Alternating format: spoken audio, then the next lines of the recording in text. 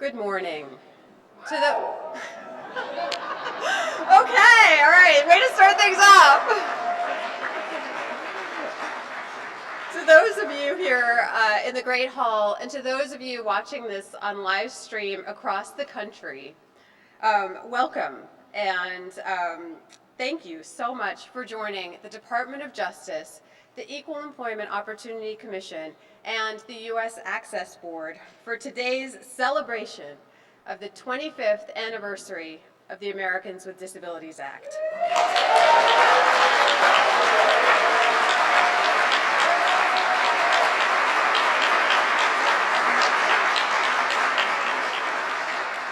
I am Rebecca Bond, and I have the pleasure of serving as the Chief of the Disability Rights Section in the Civil Rights Division here at the Department of Justice.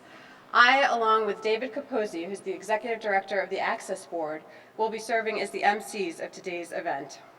We will begin with a presentation of the colors and the singing of the national anthem.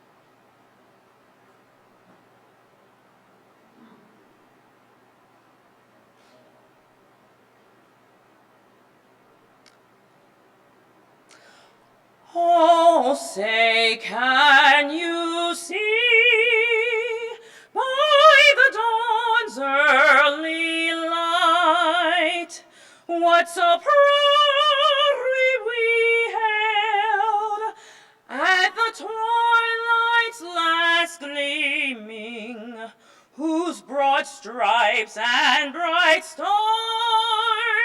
through the perilous fight o'er the ramparts we watched were so gallantly streaming, and the rockets twinkling, the bombs bursting in air, gave proof through the night that our flag was still there.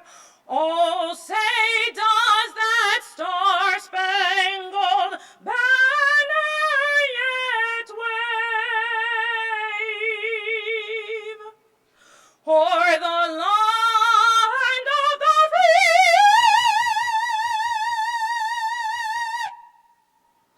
and the home of the brave?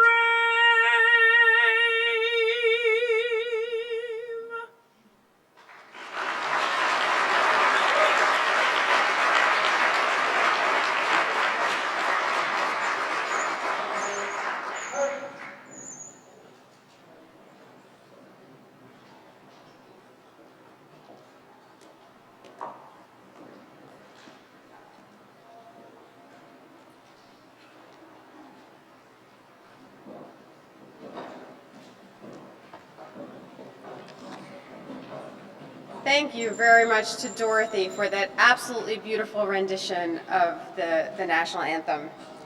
It is now my great honor to introduce our first speaker, Attorney General Loretta Lynch.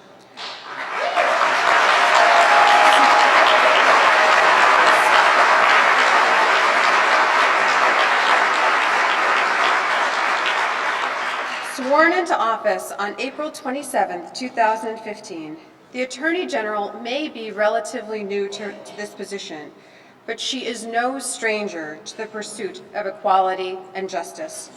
Throughout her career, whether in private practice as an Assistant United States Attorney or as the United States Attorney for the Eastern District of New York, she has fought and fought hard to give voice to those oppressed, to give meaning to the cry of never again, and to protect the rights of all, including those who are most powerless.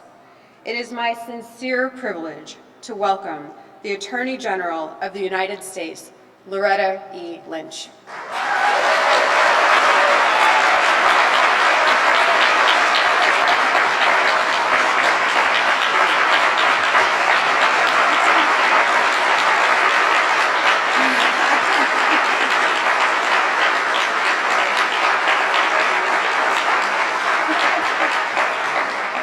Well, thank you so much, Rebecca, for those kind words.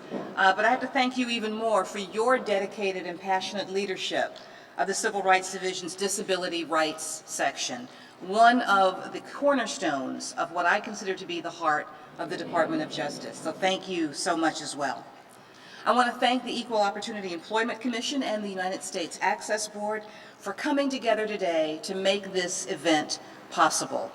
I love a celebration. But I also have to thank them for their extraordinary work to promote the equality and advance the fundamental freedoms that every American deserves. We have some very special guests coming up as guest speakers later today as well, one of whom is actually here today. I want to recognize former Senator Tom Harkin here in the first row.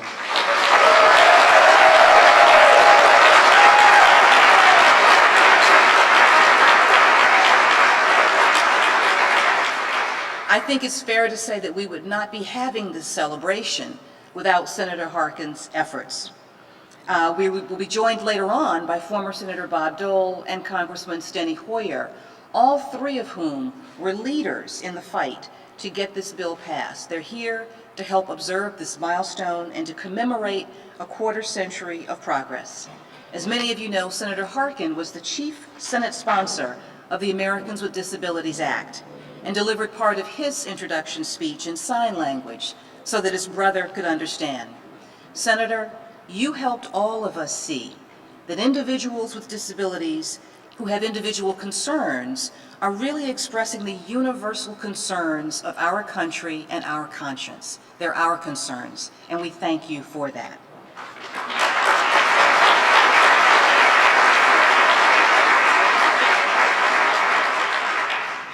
It's such an honor to see these individuals today who shaped the Americans with Disabilities Act's vital protections 25 years ago, joining us here today, and so many others who have lifted up its legacy and held on to its promise ever since. It is such a pleasure to be part of this celebration, as well as a privilege, truly my privilege, to join so many distinguished public servants, devoted partners, inspiring colleagues, and I consider all of you good friends, as we mark the 25th anniversary of a seminal triumph in this country's ongoing fight for the civil rights of all Americans.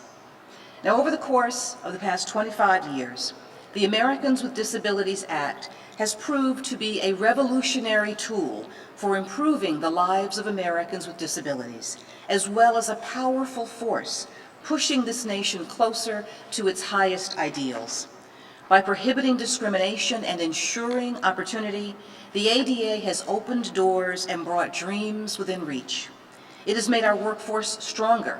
It has made our society more inclusive, and it has enhanced our nation's understanding and recognition of all that the Americans with disabilities can achieve when they are given nothing more and nothing less than an opportunity to contribute on equal terms. I am so proud to say that the Department of Justice has been a leader in enforcing the ADA's protections and in realizing its promise since its earliest days. In the first decade after the ADA was enacted, the Justice Department took aggressive action on a range of fronts, rooting out discrimination and tearing down barriers that had always been unjust, but were now a violation of federal law. From ensuring that deaf Americans could receive full access to health care, to accommodating young people with disabilities in child care programs, and from taking on HIV/AIDS discrimination, to opening the 1996 Olympics to fans with disabilities, the Justice Department was dedicated from the start to ensuring that every American, from any background or circumstance, would be afforded a fair and equal chance to pursue their own happiness. Now, our commitment endures to this day, and it burns stronger than ever. In 2009, President Obama launched the Year of Community Living and called for an administration-wide effort to identify ways to improve access to housing, community supports, and independent living arrangements for older people and people with disabilities. At the Department of Justice, we have been vigorously enforcing the Supreme Court's landmark decision in Olmstead, which held that the ADA, it requires applause, it does.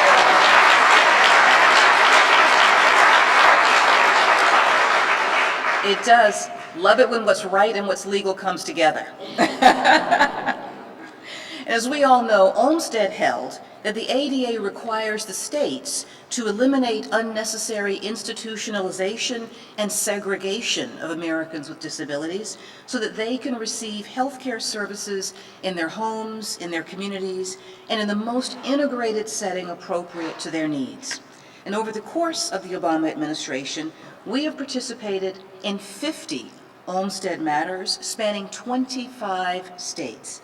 And we have reached comprehensive Olmstead agreements with 8 states, which have collectively allowed more than 46,000 Americans with disabilities to leave institutional care or to avoid it entirely.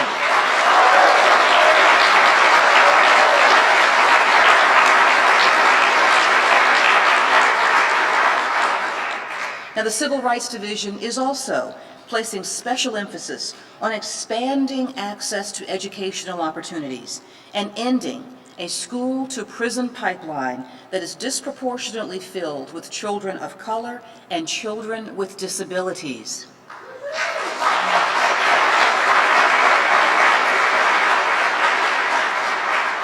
In Georgia, we have challenged the segregation of students with behavioral disabilities.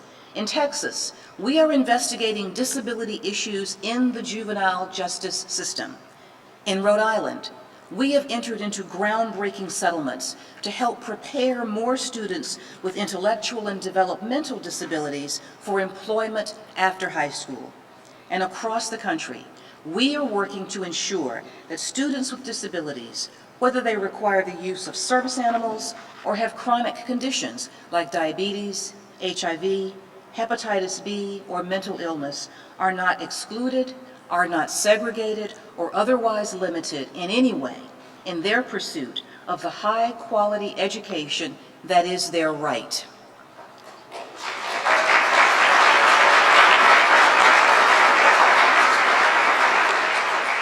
Now, these are only a few examples of the Justice Department's ADA enforcement activity, which includes efforts as wide-ranging as combating discriminatory employment practices and helping police departments respond to mental health crises. We take our responsibilities to Americans with disabilities seriously because we believe that enforcing the ADA is a vital component of our core mission, not only as a department, but as a nation. After all, as we have seen throughout our history, America is a stronger country when we harness the energy, when we harness the enthusiasm and the talents of every citizen, regardless of who they are, what they look like, or what their disability status may be.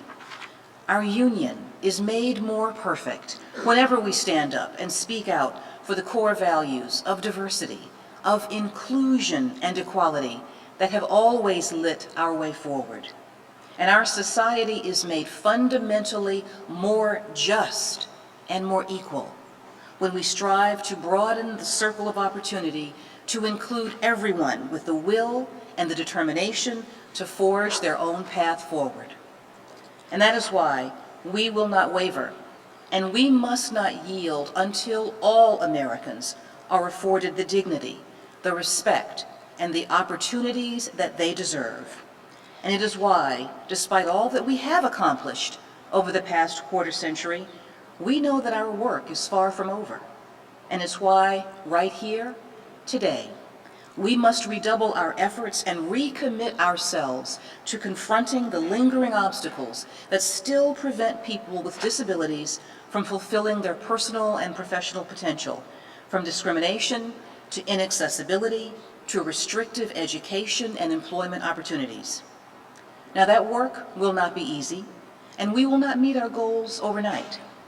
But as I look out over this crowd of passionate advocates and dedicated public servants, I can't help but feel optimistic about where your steadfast leadership and your tireless work will lead us in the days and years to come. I am tremendously honored to stand with you in this effort, and I look forward to all that we will accomplish together. And I urge all of you to keep up the outstanding work. Thank you for being such an inspiration to me, to this department, and to our country. Thank you so much.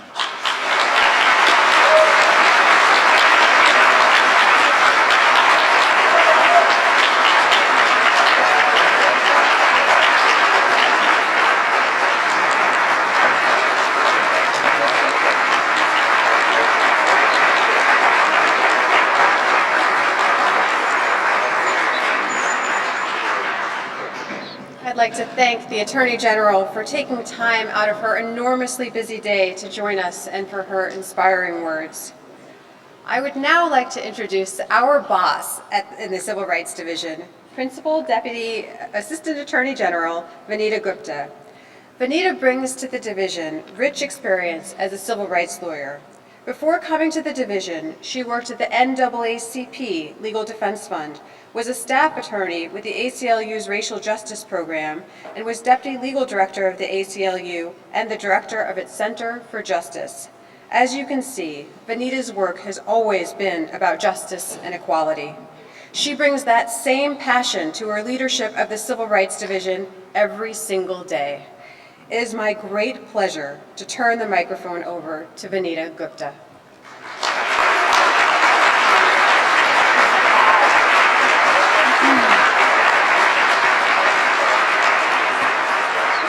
Good morning, everyone. What a day.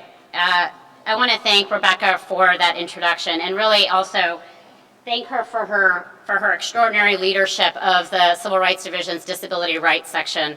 The Disability Rights Section has done extraordinary work over the years to enforce the Americans with Disabilities Act and to make sure that its promise is realized for everyone in this country. I would also be remiss in not thanking Eve Hill, whose fierce and incredible leadership of our work in the front office of the Civil Rights Division has really left an incredible imprint, and I'm honored to work with everyone in the Civil Rights Division who works on these issues. It's a little daunting to follow one's boss, but I should also say it's a deep honor for me to serve this Justice Department under Attorney General Lynch's leadership. She has a great commitment to this work and to these issues. And I want to take a really quick moment to recognize a few other of my colleagues and of colleagues of the Civil Rights Division who are here, who do extraordinary work every day to advance disability rights. Starting with Stuart Dellery, the Acting Associate General here, whose support of the work of the Civil Rights Division and of these issues is simply outstanding, and we are very grateful. Jocelyn Samuels, Director of the Office of Civil Rights at the Department of Health and Human Services, who is a part of the Civil Rights Division's family. We are very grateful to you as well. Assistant Secretary Michael Uden at the Department of Education's Office for Special Education and Rehabilitative Services. We do this work as a joint partnership. Thank you. And Assistant Secretary Gustavo Velasquez of the Fair Housing and Equal Opportunity Office at the Department of Housing and Urban Development, as well as Linda Ford, Director of the Office for Civil Rights at the Federal Transit Administration. This is truly a priority for the administration. It is a very critical issue across agencies, and we do this work together to ensure that the Americans with Disabilities Act remains as vital a tool as ever. And it is a very tremendous day today to be here before all of you and to thank you all for the work that you do to advance the promise of this statute. So today we come together to remember, to honor, and to celebrate the journey of the past 25 years of the Americans with Disabilities Act and the heroes, leaders, and activists and people of goodwill who came together to make that journey possible. The ADA was, as Senator Tom Harkin famously said on the Senate floor, the Emancipation Proclamation for people with disabilities. The ADA proclaimed our commitment to the highest values of this country: freedom, equal opportunity, and fairness for all. Through the ADA, we proclaim that we as a country do not accept the traditional fears, stereotypes, and prejudices that have so restricted the lives of people with disabilities. We proclaim that we will not accept a society where people with disabilities are segregated, institutionalized, and excluded from our communities. We proclaim that we will not accept a world where people with disabilities cannot contribute their skills and talents to the economy and benefit from those contributions with a fair wage. We proclaim that no aspect of American life will be off limits to people with disabilities. Not employment, not transportation, not marriage and family, not education, not civic participation or civic leadership, not healthcare, not housing, and not shopping, dining, or traveling. We proclaim that we, all Americans, do not accept the low expectations of the past. President Lyndon B. Johnson's words upon the signing of the Civil Rights Act of 1964 ring equally true for the ADA.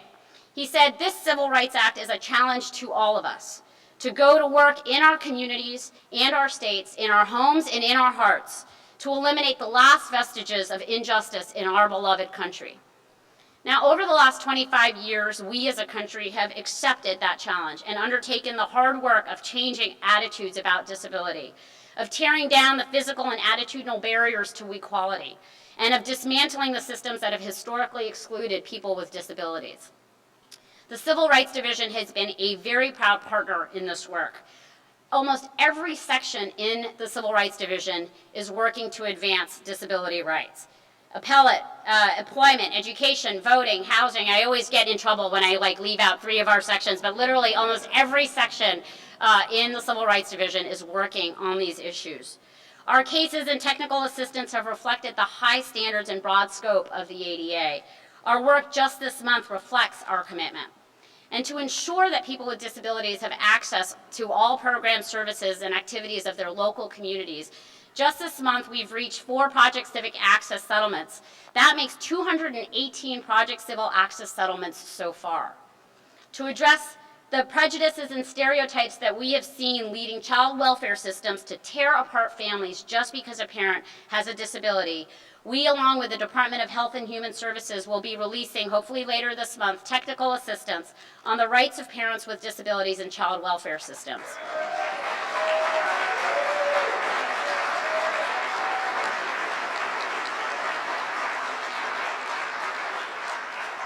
To continue to challenge unnecessary segregation in all systems where it occurs, we released a letter of findings determining that the segregated Georgia Network for Educational and Therapeutic Support school system violates the Olmsted integration mandate of the ADA by unnecessarily segregating students with behavioral disabilities. That is 1 in 50 Olmsted matters that we have pursued in 25 states since 2009, and 1 of 35 education matters that we have pursued since 2010.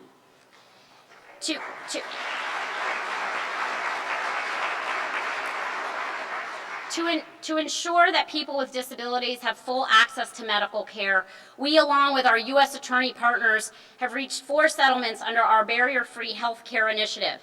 That makes nearly 40 barrier-free healthcare initiatives since the project began in 2012. To challenge employment discrimination, we reached an agreement with the University of Michigan, requiring them to reassign employees with disabilities to vacant positions with their disabilities when their disabilities prevent them from continuing to perform their current jobs. And we just today, just as of actually a few minutes ago, I wasn't actually even sure that I would be able to say this, but I am, we reached a settlement with Carnival Corporation to make 62 cruise ships accessible.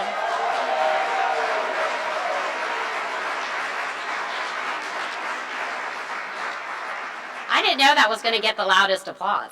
But really, I think this is just shows the breadth and scope of the reach of this incredible statute. But to make 62 cruise ships accessible on its Carnival Cruise Line, Princess Cruises, and Holland America line brands. So today we really celebrate how far we've come. But of course today we proclaim these principles again. We will not stop. We will not stop until every child with a disability can dream the same dreams as children without disabilities and follow those dreams to reality. We will not stop.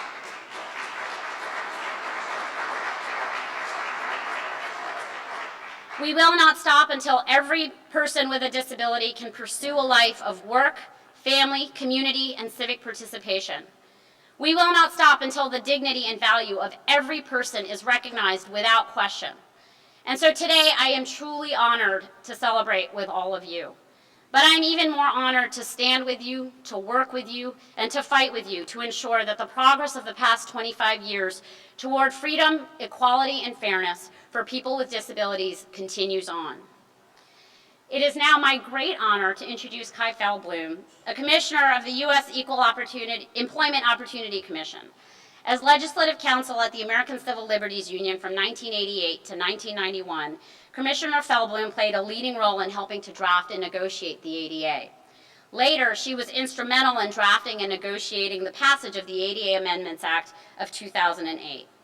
Commissioner Feldblum was nominated to the EEOC in 2010, and since then, she has continued to lead the federal government in its implementation and enforcement of the ADA. Commissioner Feldblum.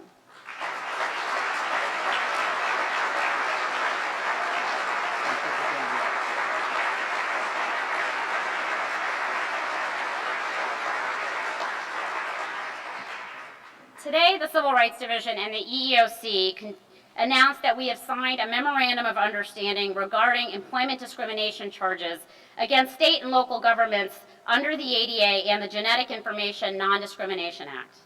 The EEOC receives and investigates charges of discrimination against state and local governmental employers, and if it finds cause to believe that the ADA or GINA violation has occurred, it attempts to conciliate those charges.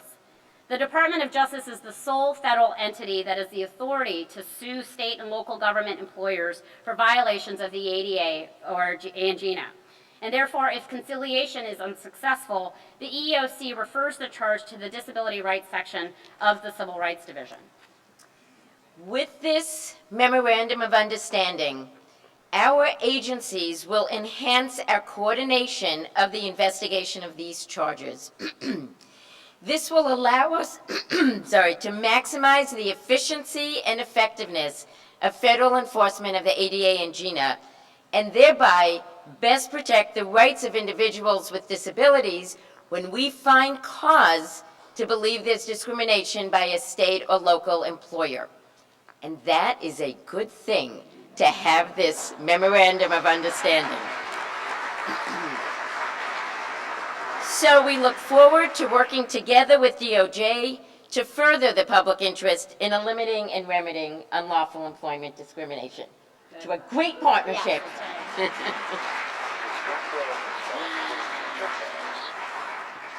So I'm very happy to be here representing the EEOC, the Equal Employment Opportunity Commission. Our chair, Jenny Yang, wishes she could have been here and sends her regrets. But I know I speak for Chair Yang and for my fellow commissioners who are here, Commissioners Constance Barker, Victoria Lipnick, and Charlotte Burrows, as well as for our General Counsel, David Lopez, in saying what a privilege it is to be celebrating the 25th anniversary of the ADA with our partners at the Department of Justice and the Access Board. On a personal note, as a young attorney at the ACLU, I had the opportunity to work on the drafting and negotiating of the law. Drafting, negotiating, strategizing, lobbying, organizing grassroots, all to help Congress enact the ADA was a team effort. And it is wonderful to see so many people from that team in the room today. Yes. Deserve a round of applause.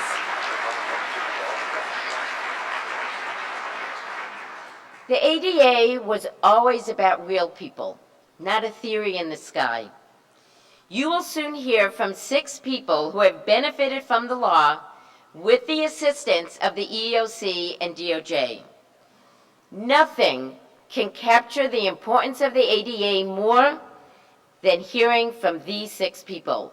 So you will hear from them after the rest of us are giving our speeches. We at the EEOC are discrimination busters. Unfortunately, there is still a lot of discrimination to bust. So just look at 1 year, fiscal year 2014. The EEOC received 25,000 charges of disability discrimination. We got relief for 4,500 parties just through our investigative process. So this doesn't even include the people with disabilities that got relief through successful mediations prior to the investigative process. Our investigative processes are confidential, so you would not have heard about these results, but we can see their aggregate effect. Thousands of employers changed their policies as a result of these settlements, and we collected a total of $95 million for these charging parties. These types of enforcement efforts are key to ensure that people with disabilities can get jobs, retain jobs, and be promoted in jobs. And we know jobs are the key to economic independence and freedom.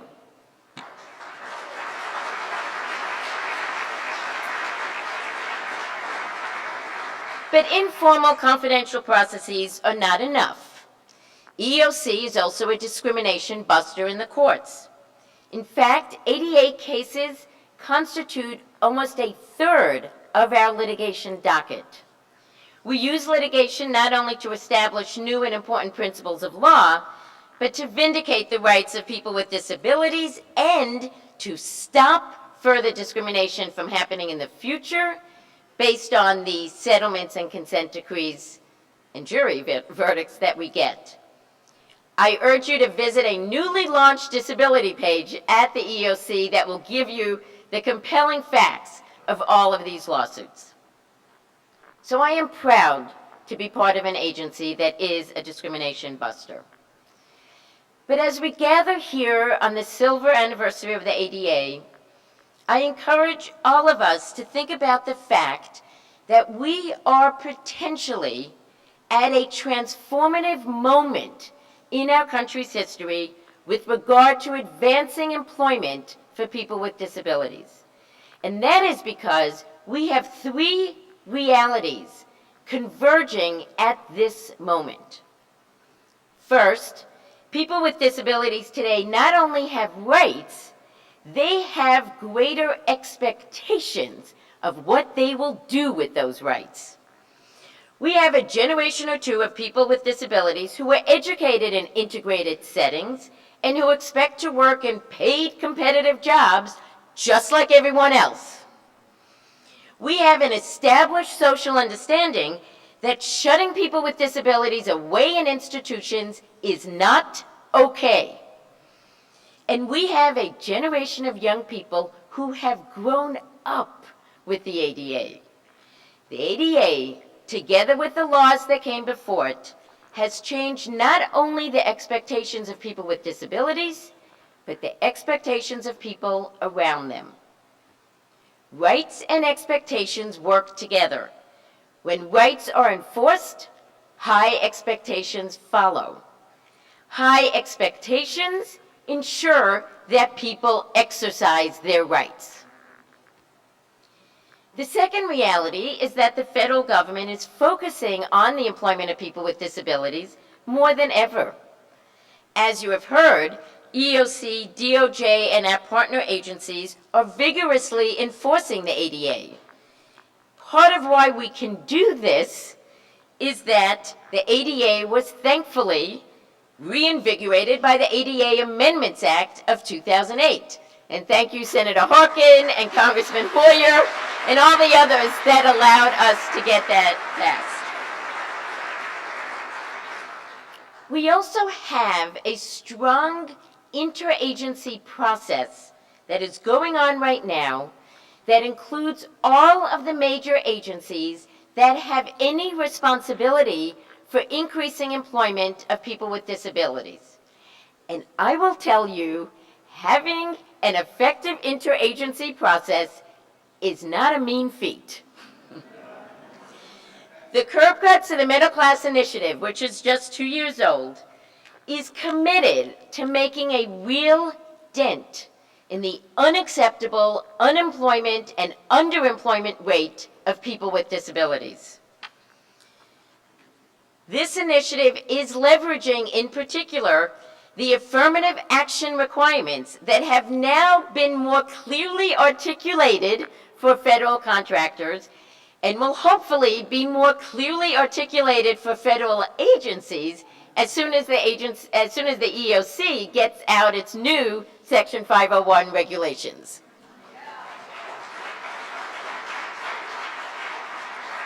Third and finally, more and more people with disabilities are owning disability pride. The concept of disability pride is not new. When I was working on the ADA, I learned so much from people in the independent living movement about disability pride.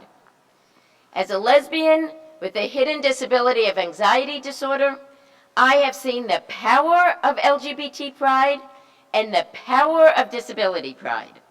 More and more people with disabilities, especially people with hidden disabilities, are coming out. Because of that, the distinction between the quote-unquote us without disabilities and the quote-unquote them with disabilities will continue to diminish as people realize, in the words of Chris Bell and Bob Bergdorf in the 1980s, that we are all on a spectrum of ability.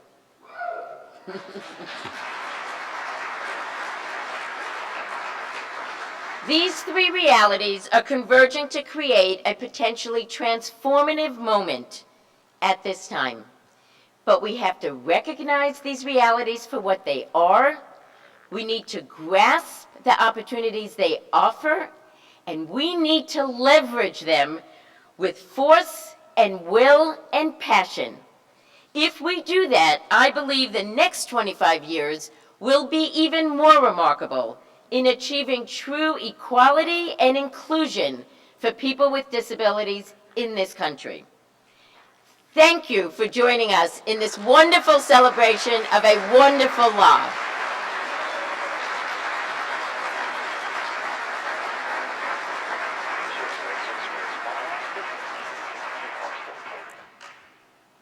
Thank you so much to Commissioner Feldblum for those very thought-provoking and meaningful remarks. Crucial to the civil rights work of the department is the division's strong partnership with U.S. Attorney's offices throughout the country.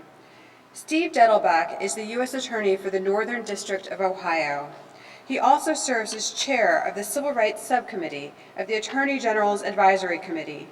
The work of the committee and U.S. Attorney's offices nationwide remarkably extends the department's reach in enforcing the ADA. Please welcome U.S. Attorney Steve Dettelbach.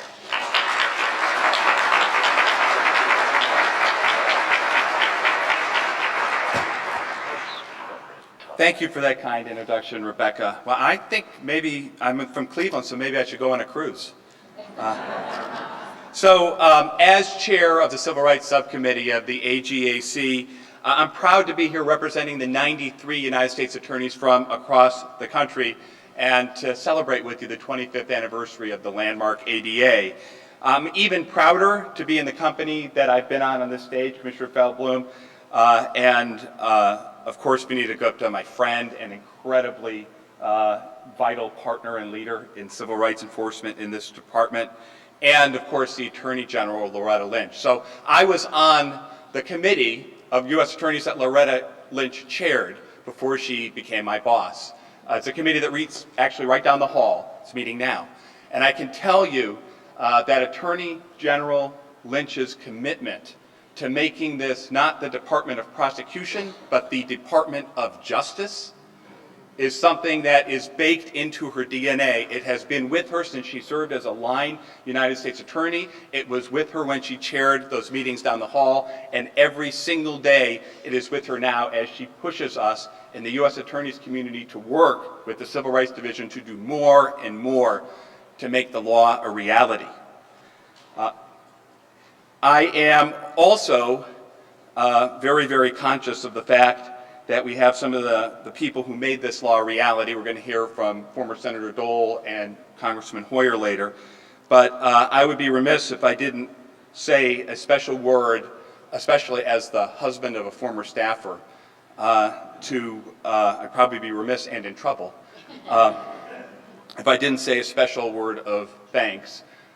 It is not just as an admirer, but as a lawyer, as a son, as a father, and as an American, that I want to thank Senator Harkin for making this happen. Thank you, Senator Harkin.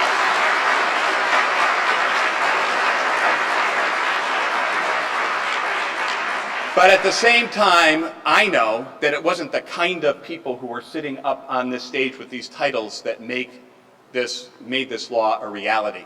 In fact, 25 years ago, most of the people who made this law a reality couldn't have gotten onto this stage.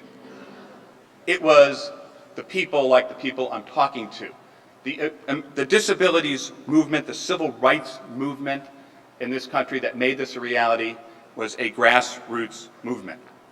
It was a movement that was sparked by inspired leadership and a movement that was marked by incredible persistence. I want to say a thank you to the heroes in this room and all across the country who wouldn't stop when there were hurdles put up, who wouldn't go away when doors were closed, literally, and who fought year after year after year, decade after decade, for all of us to be able to stand here and enjoy the protections of the American with Disabilities Act. Thank you very much. So, we have accomplished much, right? Some cases that we do grab headlines, and some cases just make life better for one family at a time. Over the past 6 years, the U.S. Attorney's offices across the country have worked with the Civil Rights Division, and we've had a renewed emphasis not just on those big headline-grabbing cases, but on the cases that make life so much better for so many people. Each day in our offices across the country, we're kind of like a little local legal services office. Our teams see these problems firsthand. We take calls and complaints from people in the community who can't eat in our restaurants, who can't go to see films in our movie theaters because the owner hasn't removed the steps or granted access. Or they have difficulty communicating with the doctor in one of our hospitals because the hospital doesn't have sign language interpreters. For example, in the Western District of Texas, the government and private plaintiffs in the state of Texas filed an interim settlement agreement to enable literally hundreds of Texans with intellectual and other developmental disabilities to live in the community rather than nursing facilities by expanding those kinds of alternatives. And in my district, the Northern District of Ohio, we have a very active ADA docket. But when we heard that one of our prominent former snowbirds who had taken some time in Florida, a guy named LeBron James, had decided to bring his talents back to the North Coast in Cleveland, we worked collaboratively with the Cavaliers and Quicken Loans arenas to make sure that everybody in Northeast Ohio could enjoy his return, adding wheelchair spaces, companion seats, captioning the scoreboard and arena announcements, and modifying websites so that people who couldn't see could buy tickets. So from hotels in the best parts of Manhattan to lecture halls at the University of Alabama, U.S. attorneys all over the country continue their dedication to meaningful enforcement of the ADA in venues large and small. Working with the Civil Rights Division, we pledge to be your local access points to lasting equality. And so, thanks.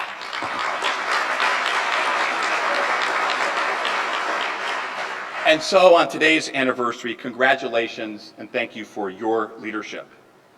And as for tomorrow, why don't you give us a call? and put us right back to work. Thanks.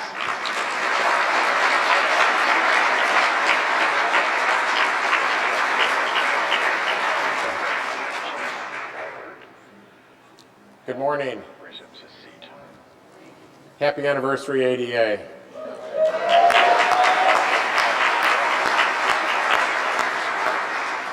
My name is David Capozzi. I'm the Executive Director of the Access Board. Senator Dole is a legend. He's spent his entire career in public service advocating for people with disabilities and supported every major piece of disability legislation before Congress. His commitment, dedication, and passion have been steadfast and resolute. He led the critical negotiations to ensure passage of the Americans with Disabilities Act, and no one has worked harder to secure our ratification of the United Nations Convention on the Rights of People with Disabilities.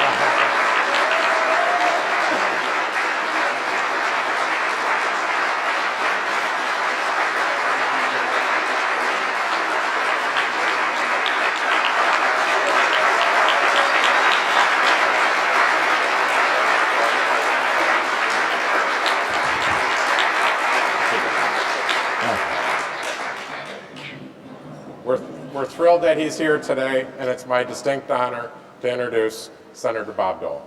Oh, thank you.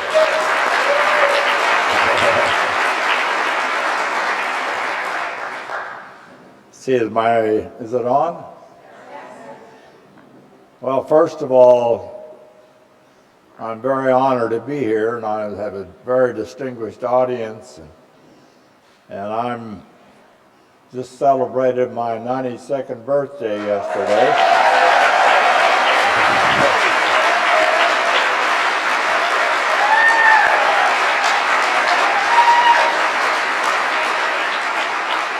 And God willing, I'll celebrate many more, so you know. But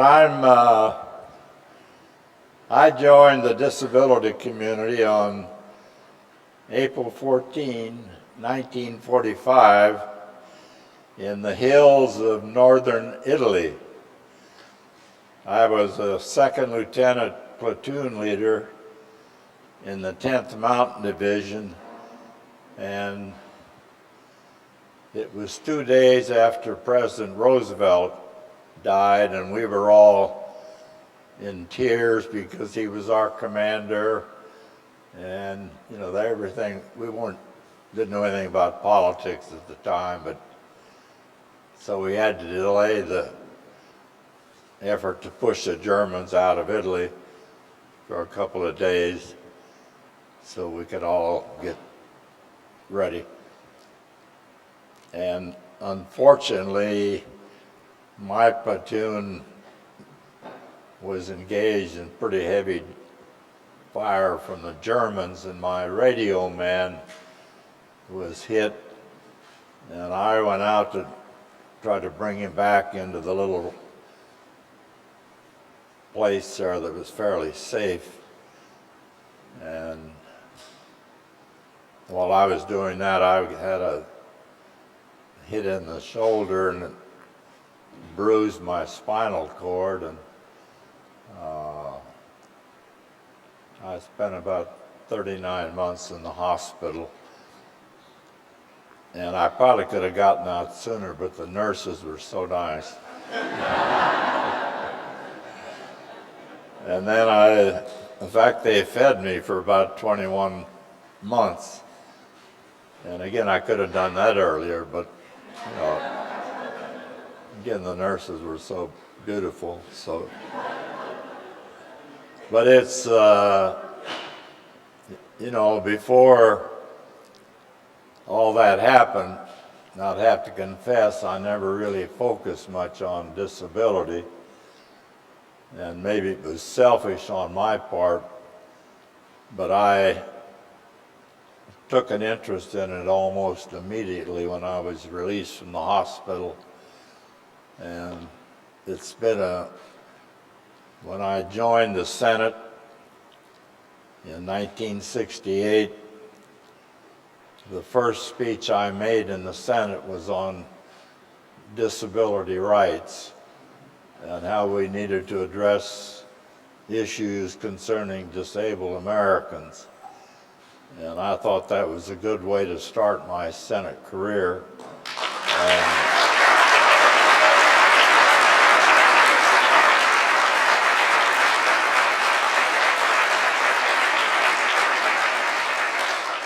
So I was very active in everything dealing with disabilities, and since leaving the Senate, I have 3 priorities: disabled Americans, veterans, and animal welfare. That's my things I do on a volunteer basis, and we do quite a bit of it.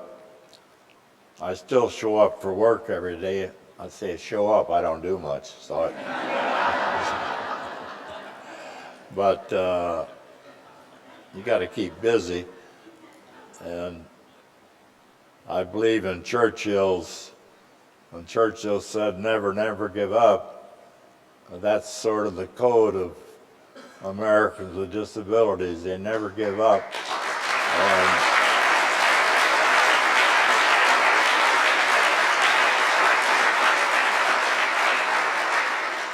And they do remarkable things, and they're you know, there's not much can't be done. I mean, there are certain limitations, and it takes a little longer to do things. And I feel I'm lucky. I mean, there are people with obviously much more severe disabilities than mine. But I also feel an obligation to do what I can while I'm still around to make things better. There are more things we need to do, and I think we have a very sensitive Congress that will do the things that we need to get done on a bipartisan, that's the underscore, the bipartisan basis.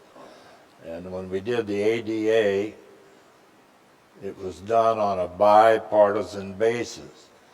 And you've got the speaker following me, Congressman Steny Hoyer, who's been a friend for, I don't know, 30 years or so.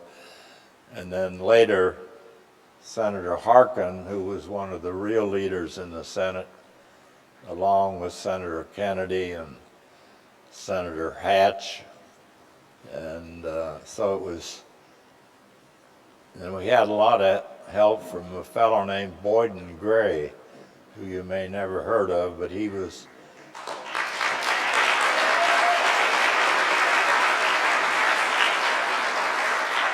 not disabled, but he was President 41 Bush General Counsel, and he really helped a lot on some of the issues because he was very bright and understood the issues, and he's never given up. Whenever we need help with someone disability issue, we can call on former Attorney General Thornburg, who has a disabled son, and Boyden Gray, and used to be Justin Dart was our leader, but there are a lot of people out there.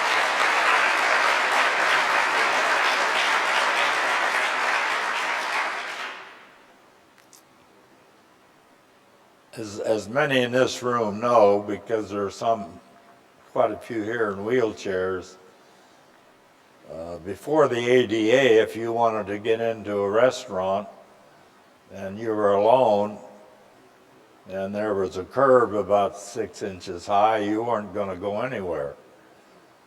And simple things like the curve outs, you know, in every place that we think is necessary, and the ramps that I just came up on, just little things like that have made it possible for people to have access. And if you can't have access, you can't participate. And it's important to business because if you want to spend money and you can't get into their place, it makes it fairly difficult. And you know, we may have a disability, but we still spend money. Some spend more than others, but you know. So we have to have access, and that was one of the keys to the Americans with Disabilities Act, which passed by big margins in both the House and the Senate.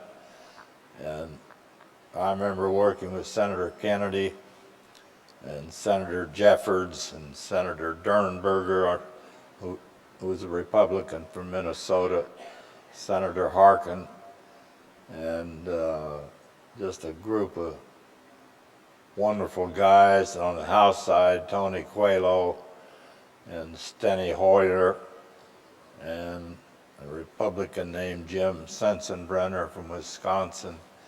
They all worked together. It wasn't whether you're a Democrat or Republican, it was whether we should do the right thing. And I found that true.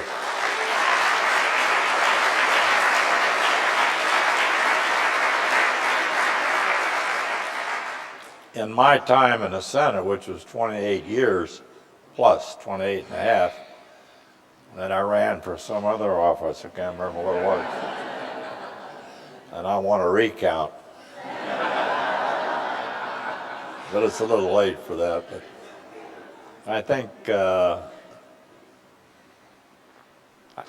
it was successful, and since then, of course, the ADA's been amended.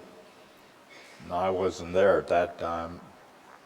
And now we're working on CRPD, which is the Disability Treaty. Every country in the world except the Congo, Ghana, and the United States have ratified the treaty.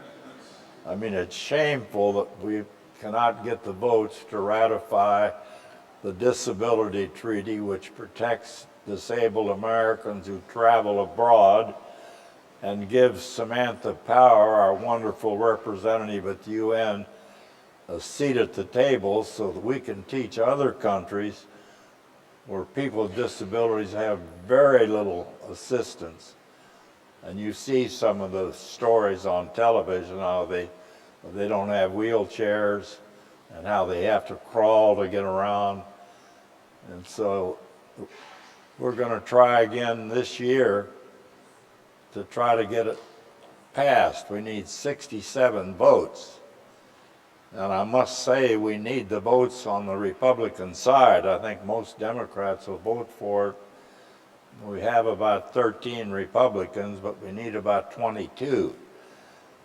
So I'm involved as a volunteer along with the disability community and other members of Congress to get that done. I mean, to think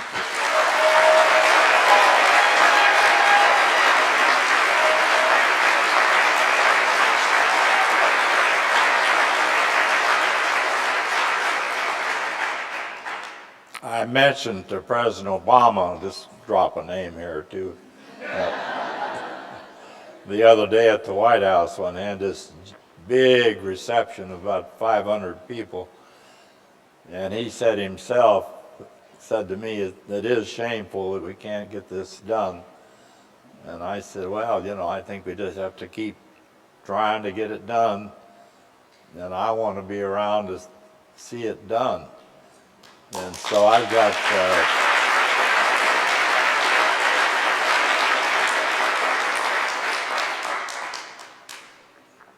I'll tell you a story about a young man who was a West Point graduate, a captain in the Army who was wounded in Afghanistan, lost 3 limbs, and the arm he has left, he only has 2 fingers on it. And his name is, well, they call him Flip Klein. His wife's name is Jessica. And their house burned down. And she was able to get him out of the house, and then she fainted from smoke inhalation. And fortunately, there was a neighbor close by, was able to drag them off to safety. And you can imagine the problems this young man has. And for a while they stayed at the Walter Reed. They have little apartments there. But I think the bottom line is, they needed some help. And unsolicited, Gary Sinise sent them a check for $150,000, which I thought was remarkable and indicates his interest in disability issues and veterans issues. And there are a lot of people in America who have a good heart. We're a great country. We do the best we can. And more needs to be done in the disability issues. But I think the American people are beginning to understand, that we're all in this together. And I can remember growing up, if you saw somebody coming in a wheelchair or something, some people would even cross the street. They didn't know how to handle the person coming down, maybe with a white cane or maybe in a wheelchair, and they didn't understand it. You just say hello. It's like you say hello to anybody else, and you have a conversation like you'd have a conversation with anyone else. So there is I think people understand now, almost every family in America has someone in their extended family or immediate family with a disability. And so I'm very pleased to have an opportunity to speak to this outstanding group. I've never been in this building. I never committed any crimes, so that they know of.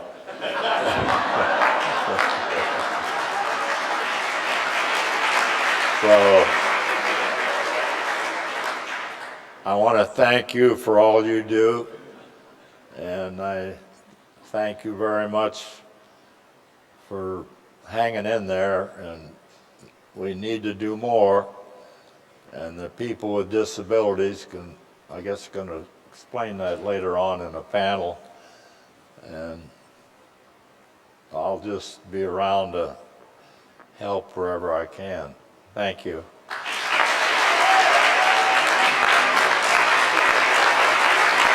Thank you. Oh, thank you. Thank you.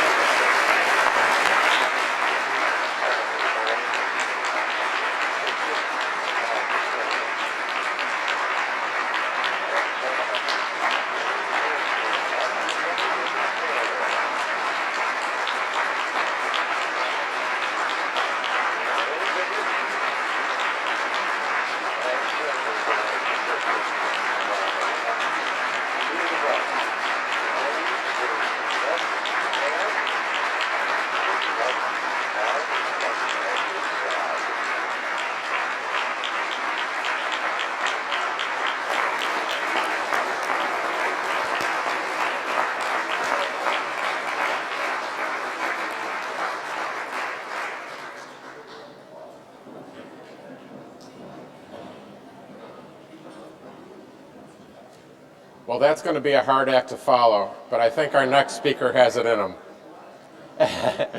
Congressman Steny Hoyer, the current House Minority Whip, has been a tireless advocate for the rights of people with disabilities throughout his career. He shepherded the ADA through the House to overwhelming support in 1990. He played a critical role in ensuring passage of the Help America Vote Act, and in 2008 led the effort to pass the ADA Amendments Act. It's my great pleasure to welcome Congressman Steny Hoyer.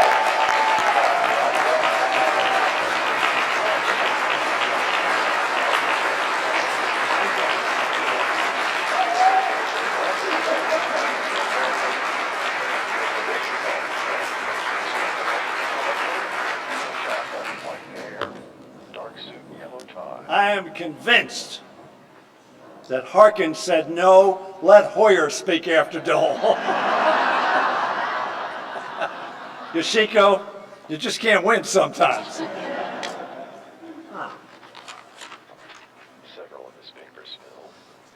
I am so pleased to be here with all of you.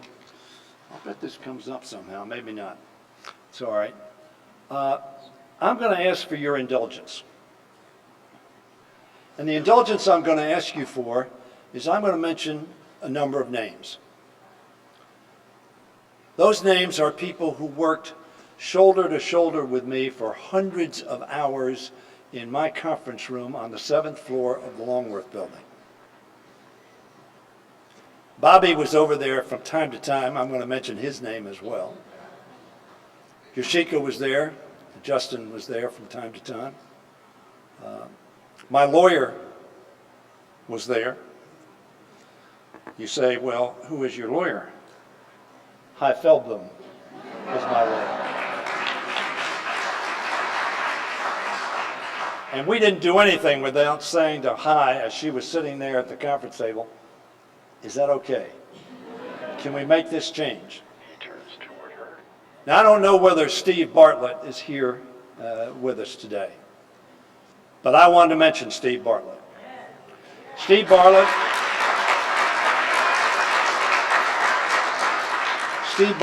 a conservative Republican from Dallas, who became the mayor of Dallas after he left the Congress of the United States. Steve Bartlett was asked by Bob Michael to represent the Republicans. I was asked by Tom Foley to represent the Democrats.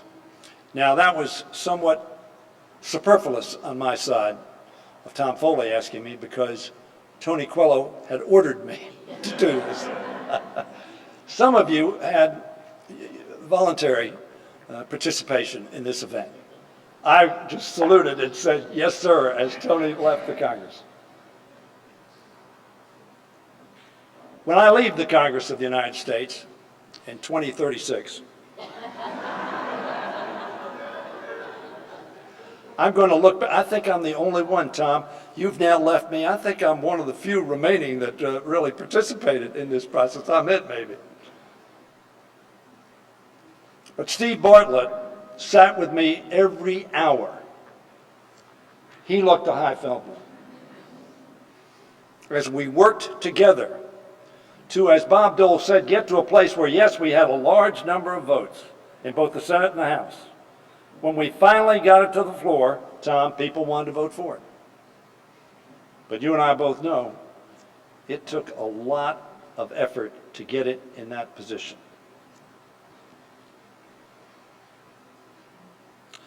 A shy and retiring young woman was also at that table.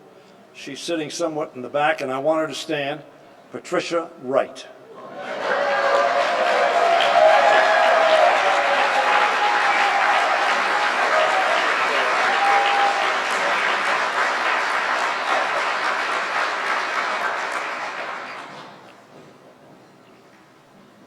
Ralph Neese. Katie was there, but not in person. She was over on the other side of the Capitol. Ralph and Katie, why don't you both stand up? Thank you so much for what you did.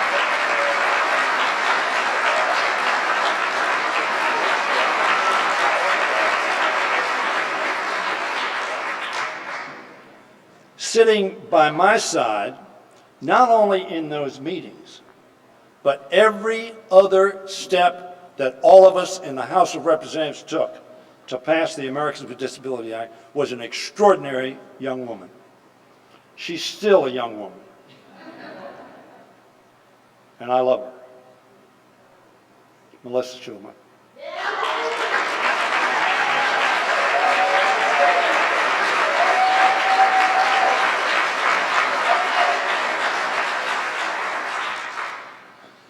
Now, Tony could not be here apparently today. Is that right, Hy? Tony really did order me to do this, but it was an opportunity of my life to work with all of you, some of whom I will mention further. Becky Ogle is here. Becky was in that room an awful lot of time. Tony Imperato was there much of the time. John Wodach was there. Lee Page was there. Bob Williams was there. Dave Capozzi was there.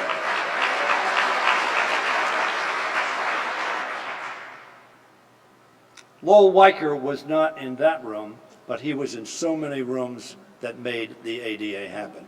Lowell Weicker was at the Wayne.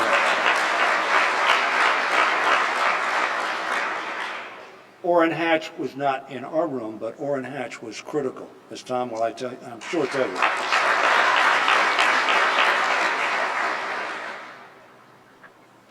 Norma Mineta was a critical component. And let me mention another woman who cannot be here today because she was unable physically to be here. Her name is Cheryl. She made an extraordinary contribution. She is married to a gentleman named James. Jim Sensenbrenner was a critical component of making sure that we realized the ADA. And an even more critical component, along with Orrin Hatch, to making sure, Tom, that you and I got those amendments passed, to said to the Supreme Court, do not limit a bill that we did not intend to limit.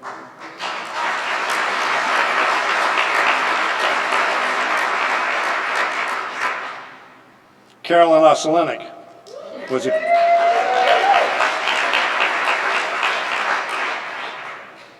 Now, I'm sure that I've left somebody out. I feel your pain.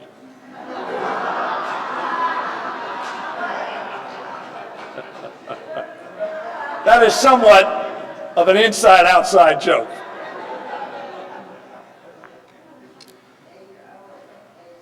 Major Owens, absolutely, Major Owens.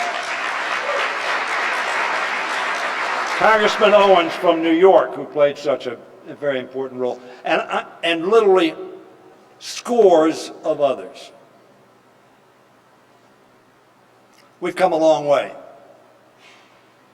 I want to rename the act, as I said at a breakfast just a few days ago. This is really the Americans with Abilities Act. This is focusing on what all of us can do, not on what we can't do, because every one of us in this room can't do some things.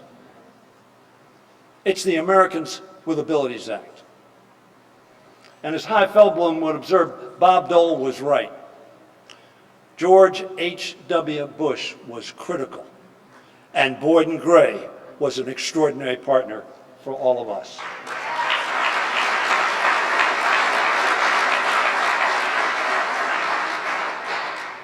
I have remarks here, but I spent most of my time acknowledging people on this 25th anniversary who made this anniversary possible. None more than my friend Tom Harkin. Bobby Silverstein was to Tom Harkin what Melissa Schulman was to me.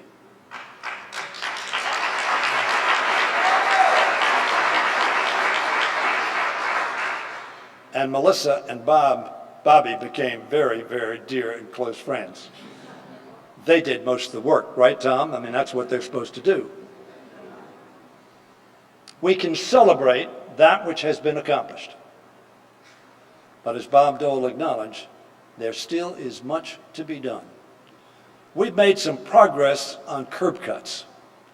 We've made some progress in other reasonable accommodations. I was saying to Melissa when Bob Dole mentioned the curb cuts, of course, those were really done for people with strollers. Just those of you in wheelchair are taking advantage of it. The reason I mention that is because all of America is advantaged, not just with those who perhaps use a reasonable accommodation. All of America has been advantaged by enabling more and more and more Americans to apply the talents that they have to making their country and their lives better. So we've come a long way.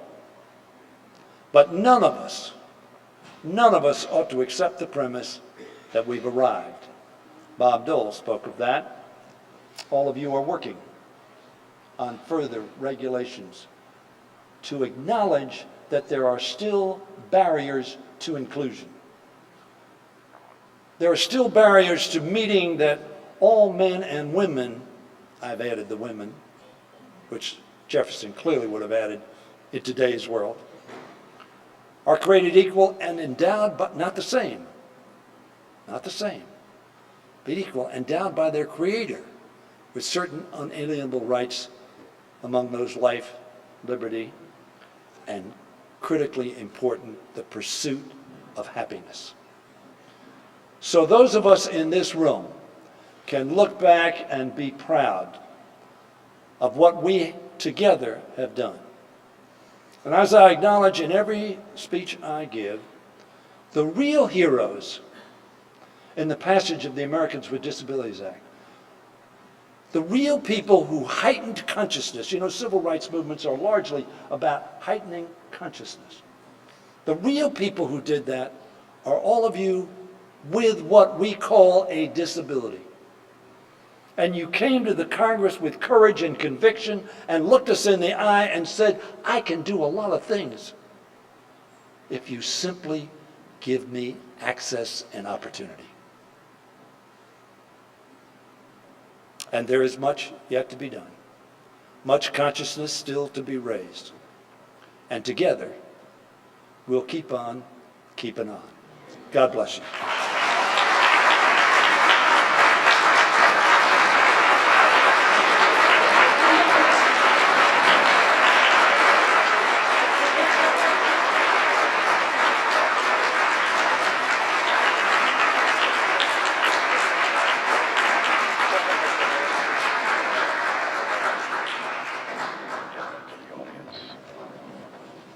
Thank you so much to Congressman Hoyer for being with us here today and for those very inspiring remarks.